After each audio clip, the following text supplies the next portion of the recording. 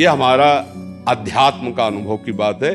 नहीं तो क्या कर दिया जाए जिससे आप बच सकते हो? सोचो आपको क्या मिल जाए? एक ऐसा शब्द बोल दो जिससे आप निर्भय, निश्चिंत और निःशोक हो सकते हैं। एक बोलो कि ये मिल जाए तो मैं बिल्कुल निश्चिंत हो जाऊंगा और आज से कोई कामना नहीं करूंगा। बोलो, कोई एक बात बोलो। नहीं बोल सकते। आज हमारे बच्चों में बहुत जल्दी इतना सोचने की क्षमता आ गई है कि अब तो यार जीवन किस काम का। कहीं कोई ब्लैकमेल कर रहा तो जीवन, अरे हमें लड़ना है। तो ये जो बच्चा बोल रहा है कि हम भयभीत हो जाते हैं, हम शोकित हो जाते हैं, हम आगे, ये नकारात्मक सोच ही तो है। क्यों है? क्योंकि आधार नहीं है।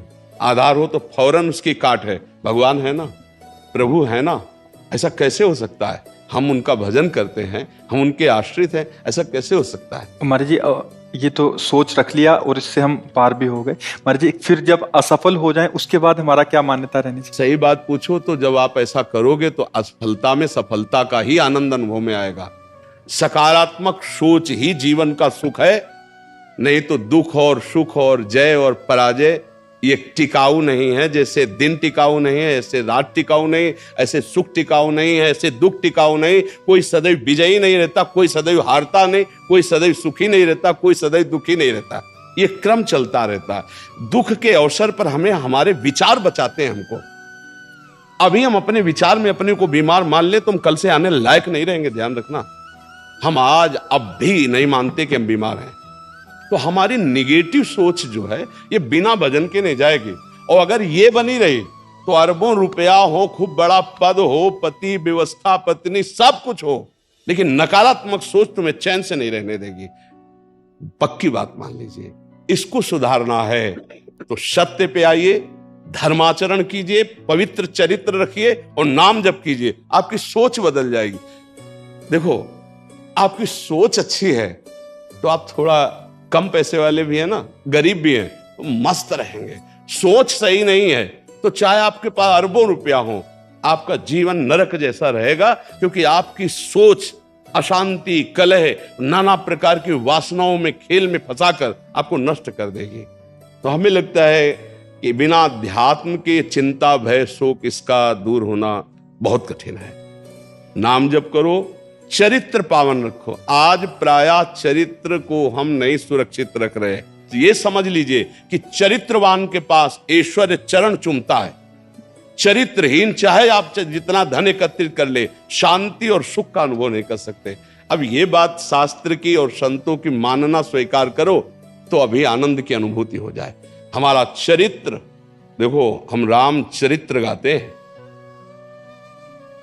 राम जी रघुवंश में प्रकट हुए और रावण उत्तम कुल पुलस्त करनाती, ब्राह्मणत्व उत्तम कुल पुलस्त करनाती, लेकिन चरित्रहीन हो गया तो राक्षस कहा गया। समझ रहे? चरित्र गाते हम, राम चरित्र गाते हैं। मां केवल अंतर है नहीं, वही बड़ी रा उसमें भी लगी हुई है। रा मां वही भगवद अंश है, जय विजय और कोई दूसरा नहीं है। ये लीला करके दिखाया कि एक चरित्रहीन हो गया तो राक्षस है, चरित्रवान वही भगवान। सब में भगवान है, वही अब लीला कर रहे। देखो, हम अपने चरित्र को पावन रखें, हम धर्म से चले, नाम जप करें तो आप कहीं भी आपके अंदर नकारात्मक भाव आपको परास्त नहीं कर सकता। ये हमारा अध्यात्म का अनुभव की बात है। नहीं तो क्या कर दिया जाए जिससे आप बच सकते हो? सोचो आपको क्या मिल जाए? एक ऐसा शब्द बोल दो जिससे आप निर्भय, निश्चिंत और निःशोक हो सकते हैं।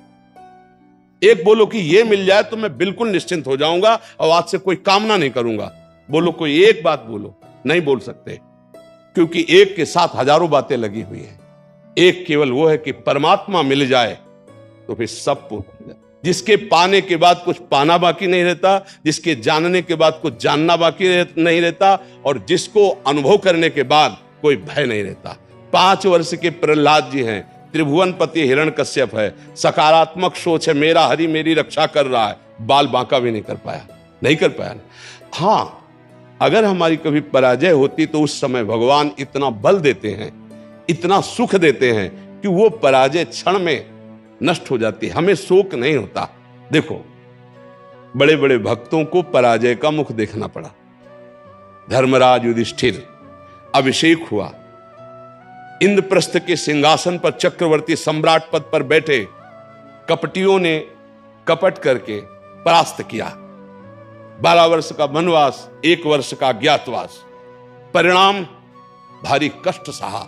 ऐसे महारथियों को छुप के रहना पड़ा, लेकिन परिणाम फाइनल पे आइए तो चक्रवर्ती सिंहासन पर महाराज युधिष्ठिर ही बैठे, उनके कुल में कोई नहीं रह गया, सब विनाश को प्राप्त हो गए। तो हमें लगता है धर्माचरण, भगवद आश्रय, पराजय कभी होती भी है तो वो विजय की ही आशा पुष्ट करती है, और भगवान इतना बल देते हैं कि पराजय उसे दुख नहीं दे पाती है।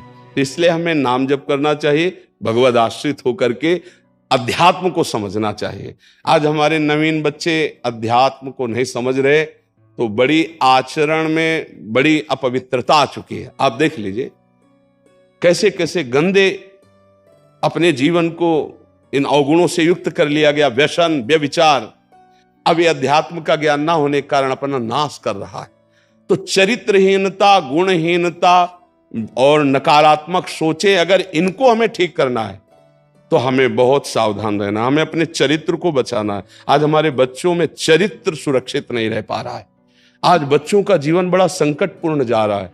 बात पक्की समझना, हमको जब ऐसी बात आती है तो हम दुखी होकर के बोलने लगते हैं कि आज हमारे राष्ट्र का जो ये नवीन भविष्य है, ये संकटपूर्ण परिस्थिति में जा रहा है। गर्लफ्रेंड, ये बॉयफ्रेंड, ये व्यसन, ये इनको चैन से नहीं रहने देंगे। नवीन अवस्था के बच्चे हैं, जब गंदे आचरणों में फंस जाते हैं, अब उनको ब्लैकमेल किया जाता है। वो अपने माँ बाप से बता नहीं सकते कि दूसरे से कहने घुटते रहते हैं, और अगर ज्यादा घुटन आ गई तो अपने आप को। तो इसलिए हमें लगता है अध्यात्म को समझा जाए और नाम जप करते हुए चरित्र पावन रखा जाए। आपका इसमें कोई संशय? हाँ, आप अच्छे आचरण वाले बने, खूब नाम जप करें और धैर्यपूर्वक विश्वास रखें कि भगवान मेरे साथ हैं। अगर कभी ऐसी हार या पराजय या दुख आता है तो हम उसको सहने के लिए धैर्यवान रहें। हम उसमें इतना निगेटिव न सोच जाए कि हमारा जीवन से ही निराशा हो जाए। आज हमारे बच्चों में बहुत जल्दी इतना सोचने की क्षमता आ गई है कि अब तो यार जीवन किस काम का। कहीं कोई ब्लैकमेल कर रहा तो जीवन, अरे हमें लड़ना है। हम कल भी कह रहे थे कि बच्चों को चाहिए माता पिता से दोस्त जैसा व्यवहार करें, और माता पिता को चाहिए कि बच्चों से दोस्त जैसा व्यवहार करें। दोनों आमने सामने बैठकर उनके हृदय की बात को जानें और उनको दोस्त की तरह सपोर्ट करें, तो आगे बढ़ सकते हैं, वो दलदल में फंसे हुए निकल सकते हैं। नहीं तो कई ऐसे गंदे बच्चे होते हैं जो अच्छे बच्चों को अपने विषय जाल में फंसा करके उनके जीवन को बर्बाद करते हैं। बकाया नकारात्मक सोच के लिए नाम जप बहुत जरूरी है। चाहे आप स्त्री हो, चाहे पुरुष हो, चाहे गृहस्थ हो, चाहे विरक्त हो, जब तक नाम जप नहीं करोगे, आचरण पवित्र नहीं रखोगे, तो वास्तविक सुख का अनुभव नहीं होगा। नाम जप बहुत आवश्यक, इसलिए हम सबसे प्रार्थना करते हैं नाम जप करो, शराब मत पियो, मांस मत खाओ, पराई माता बहनों की तरफ गंदी दृष्टि से मत देखो, गंदे आचरण मत करो। ये मनुष्य जीवन ऐसे गंदी बातों के लिए नहीं मिला। गृहस्थी में हो तो धर्माचरण करते हुए धर्म पूर्वक विषय भोगो और नाम जप करो, भगवान को प्राप्त